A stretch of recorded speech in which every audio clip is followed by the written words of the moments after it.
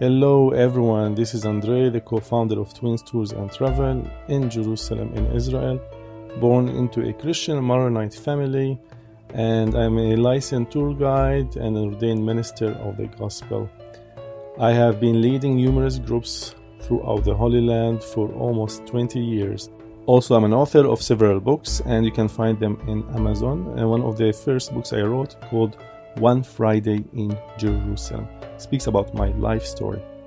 So join me for a journey of 10 days to understand the heart and the mind of Jesus and to understand the Bible in a deeper way with more details through the Middle Eastern perspective. Please share this podcast with your friends and families and churches and connect with me if you have any questions. We are on day number 4 of the tour, and I will give you a summary of what we will do today. After breakfast, we're going to leave the hotel and go to a village called Kfar Kanna. Kfar Kanna. And this is where Jesus had done the first miracle by turning the water to wine, and we're going to speak about it.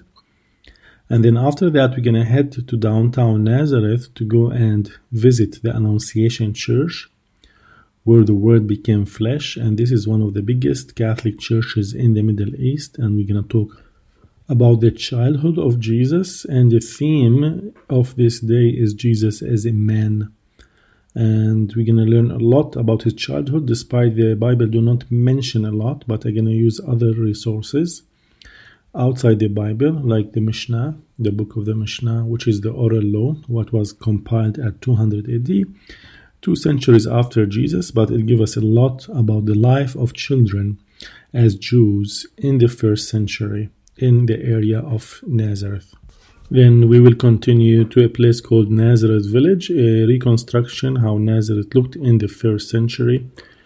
We also gonna have a biblical lunch, a first century style in Nazareth Village. And then after that, we're gonna head to Mount Precipice. And this is the traditional place where they took Jesus outside the city and tried to push him from the mountain, and he disappeared among them. And then after that, we will continue back to the hotel for dinner.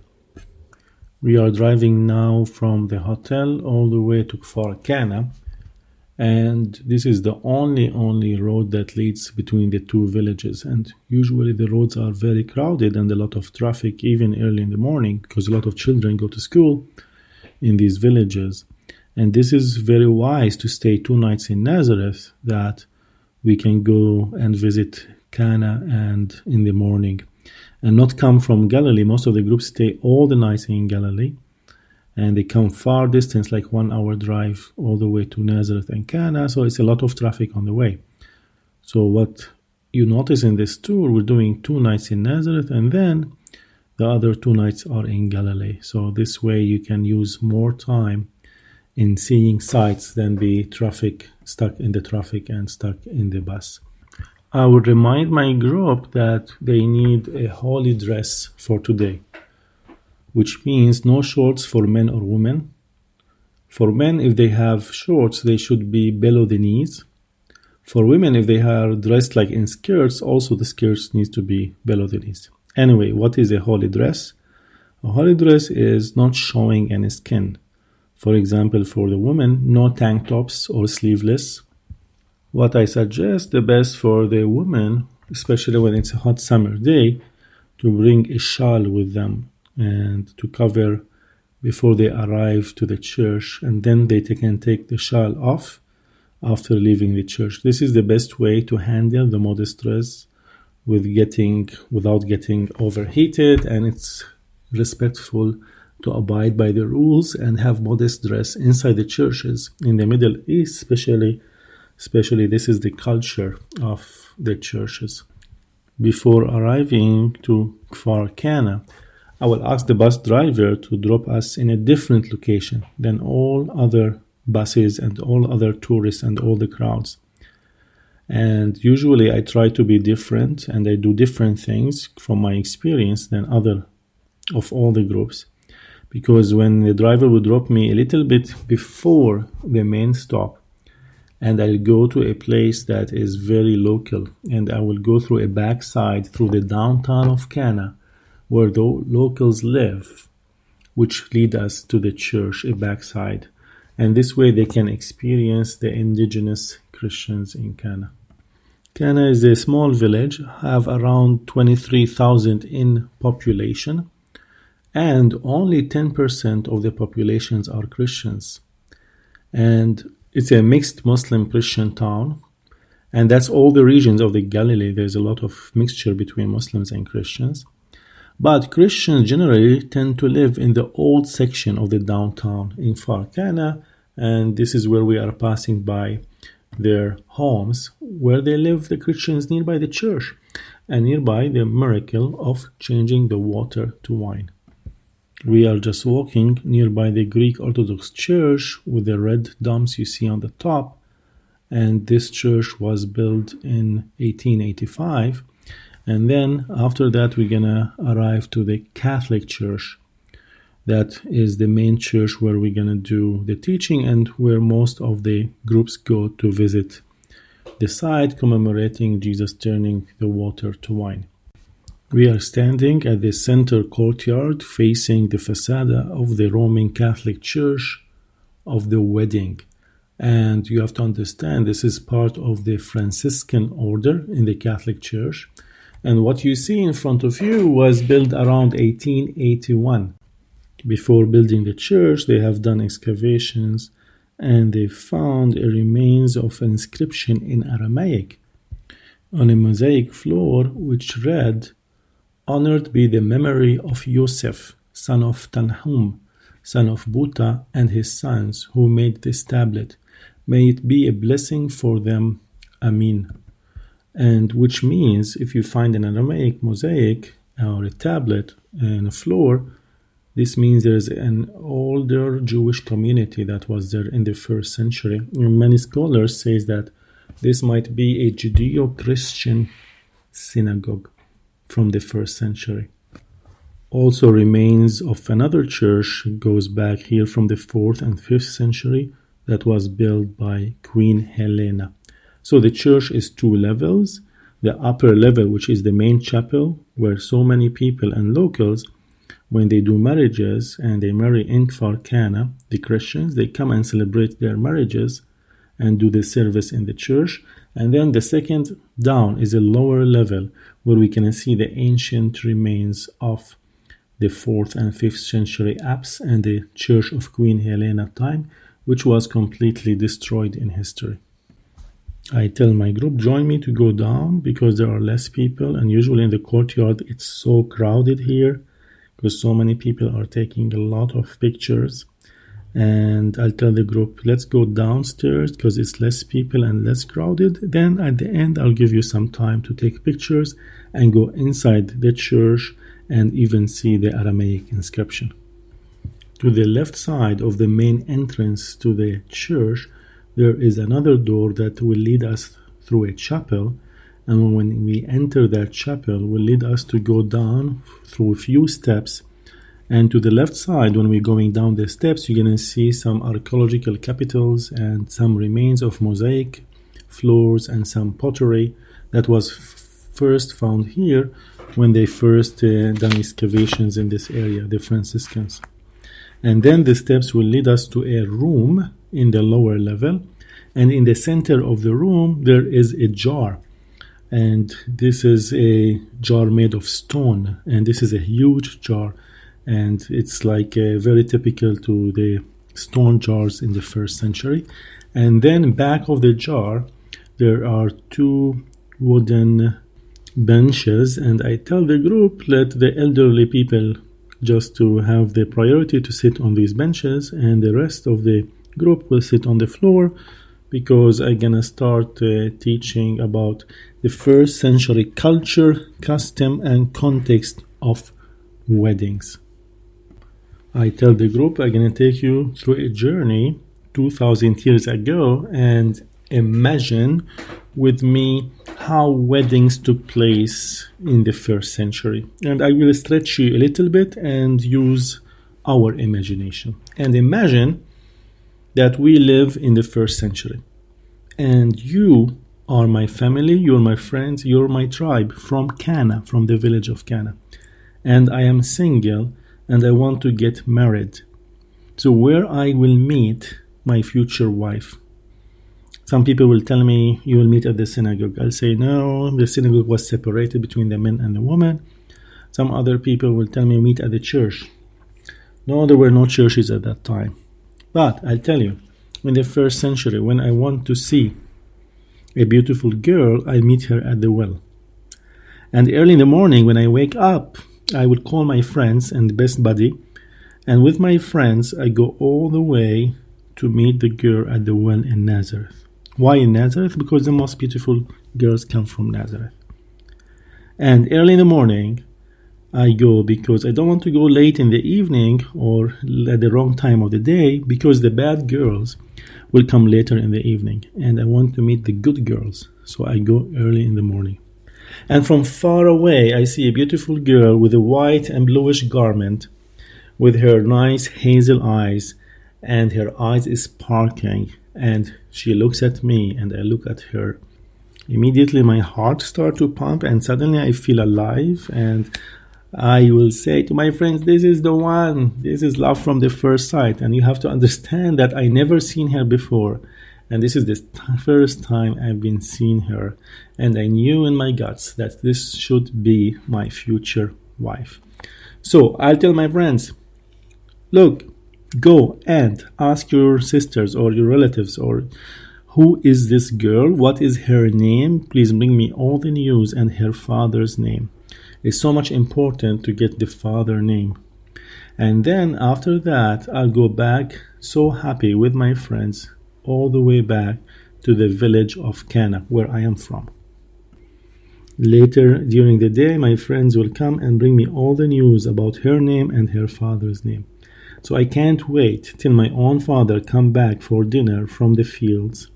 And I will tell him, Father, I'm so happy, I'm so excited, I want to get married, I met the love of my life, and I want her, I want to get married, please, please, please. So my father tell me, son, relax, take it easy.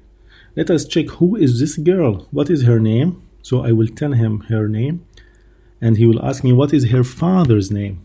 And I tell him the father's name.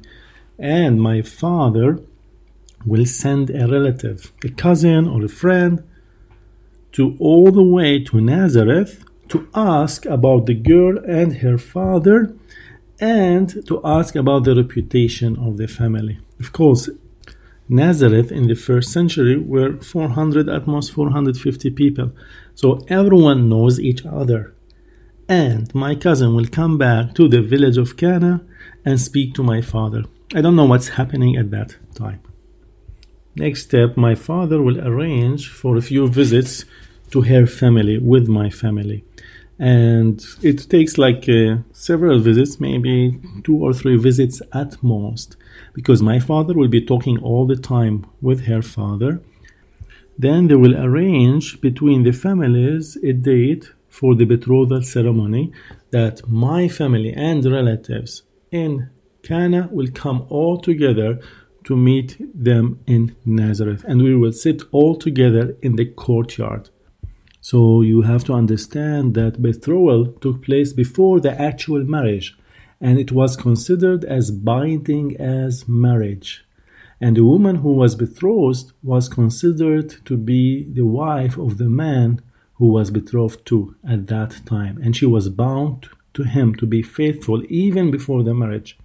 So the betrothal period lasted usually 6 months and sometimes to a year or 2 years, and it was a binding promise between the bridegroom and the bride to marry. And according to the first century culture, the girl was purchased for a certain sum of money. This was paid to the bride's father.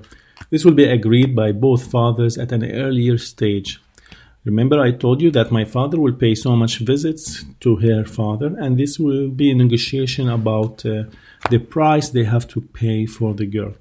And my father at this moment will bring a full cup of wine and ask from me to drink from it. And I take the cup after I drink from it, and I give it to my future bride to drink from it. The moment She drank from the cup of wine. She is betrothed to me, and there is no way back. You have to understand, it was not her choice to get married, but it was her father's choice. Usually, the women have to submit to the father because the father knows more about everything. He is more mature, he has much more experience, and he knows the best husband for the wife. So she is stuck from that moment. There is no way back. And many times the betrothed woman would not see her husband until the marriage ceremony began. And you have to understand, culturally, it's not that the woman was for sale with the amount of price. No, it's to value the woman and to value her as a human being. They just have an amount of money, a price for her. And remember, Jesus has brought us price. He just shed his blood. So his blood is like the covenant between us and him, the bride and the groom. So when Jesus shed his blood, he paid the price for us. And now, the moment he done that, we have a covenant with him. We are betrothed to him, and there is no way back. We cannot change our mind. It's a done deal. Remember my buddy, my best friend, my relative, the bridegroom, choose him as a loyal friend to prepare the bride for the wedding. He will accompany her during the betrothal period, and he will help her to get prepared and go throughout all what her needs, and he would know that his job is preparing the bride to receive the bridegroom. And remember John the Baptist? He was the friend of the bridegroom. He was the one who prepared the way. He was the voice to prepare the way for Jesus to come. And finally, when the wedding day will arrive, the bridegroom would dress himself in a festival garments, wearing a crown of gold or silver or flowers, and he would proceed with his friends and other attendants from an unknown location to the bride's father's house. And this is what happens till today in villages. My buddies, my friends will come all with me together to go and to see my future wife. And I will not tell her exactly when the time I'm coming because I love her so much. I want to surprise her. And she have to be ready. And remember, Jesus would surprise us. We don't know the hour or the time he will come to meet his bride. Now all the virgins of Israel would be outside waiting along the way in the evening with their oil lamps lit until the loud warning cry, "Behold the bridegroom, come, go yet out to meet him." You know, when my friends and me arriving to the house, there will be a lot of noises and people shouting, "The bride is coming, the bride is coming to the father's house." Meanwhile, she will be getting ready, the bride, and she will purify herself, will be dressed nicely, and a lot of jewels and decorations and white clothes because she is anticipating and waiting for her future husband to come and surprise her. She also will cover herself with a veil as she waits for the bridegroom. And when the bridegroom finally shows up at the entrance of the house, there will be again a loud cry, "Behold, the bridegroom come, go yet out to meet him." And the procession will begin from the father's bride's house to the house of the bridegroom. And remember, in the Bible, it began all with a great celebration. The bridegroom, the bride, the friend, the virgins, musicians, many other friends and relatives would walk and dance and cast out flowers and sing songs and do a lot of demonstrations of joy and gladness. And the bride will be crowned and carried by the crowd in a piece of furniture through the streets to the bridegroom's house. Now all the doors are shut, and the feast began with great dancing and celebration lasting for so many days at the bridegroom's house. And all the guests were given special garments in clothing, and everyone is happy and celebrating. The bridegroom and bride were treated as king and queens. They also wore garments of celebration and do not do the work at all. Everyone have to serve them. And they would watch the festival, drink wine, and even join in the dancing. and everyone is so happy. And there will be the ruler of the feast was responsible for all the preparations and the benedictions. And as to remind you, the wedding feast happened in the home of the bridegroom or in a family member of the groom. Remember, the kingdom of heaven may be compared to a king who gave a wedding banquet for his son. This is written in Matthew 22, verse 2. The festivities probably began on the third day of the week, as was the prevailing custom, and continued for the whole week every day. And everyone is rejoicing, and all the culture is joining the happiness of the bride and the groom, and all the friends, and even the extended family. You have to understand that in the first century, men will be reclining on the floor mats, consuming lots of food and wine between listening to the music and then going up to dance. And you have to understand, women congregates elsewhere and were not part of the men activities. There will be a lot of food, and especially there will be a lot of roasted lamb and herbs, bread, and a lot of wine, which was used both for drinking and in the preparation of the foods. There will be a lot of food, including olives, grapevine leaves, dried apricots, dates, almonds, raisins, pomegranate, rice, and of course, here is the wine is finishing, and this is so shameful in a culture. The woman will start to gossip and talk about the husband and say, listen, this husband is not a good husband. He is spendthrift. He don't like to buy wine. There's not enough wine. And the atmosphere will change to be negative. Even some of the people will start to leave.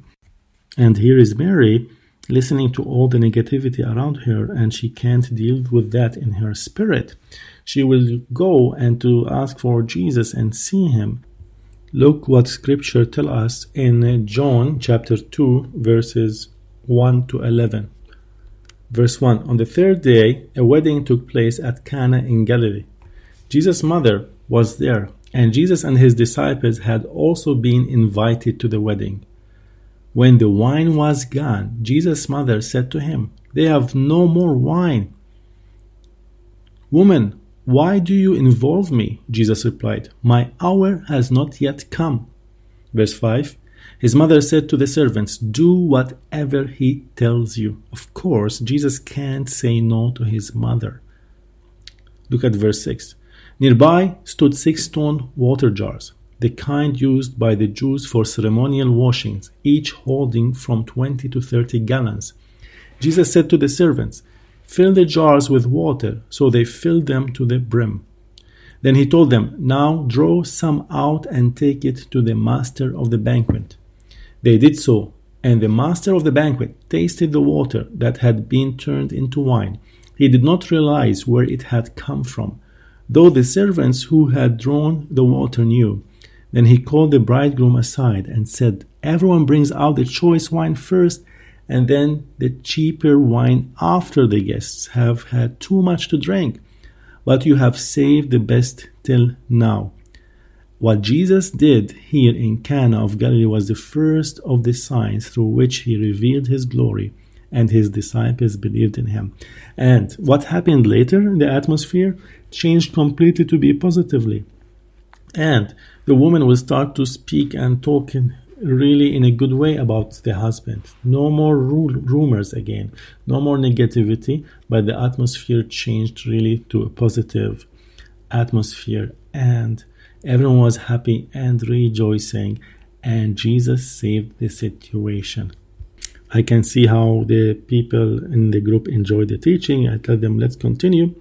And we're going to go up the stairs, and we're going to see a rectangular shape of archaeological excavations. And inside this big rectangular shape, there is a lot of currencies and a different kind of money that pilgrims throughout history came here and just throw the money inside that area or that pit. And it's a custom in the first century. People will bring money as gifts.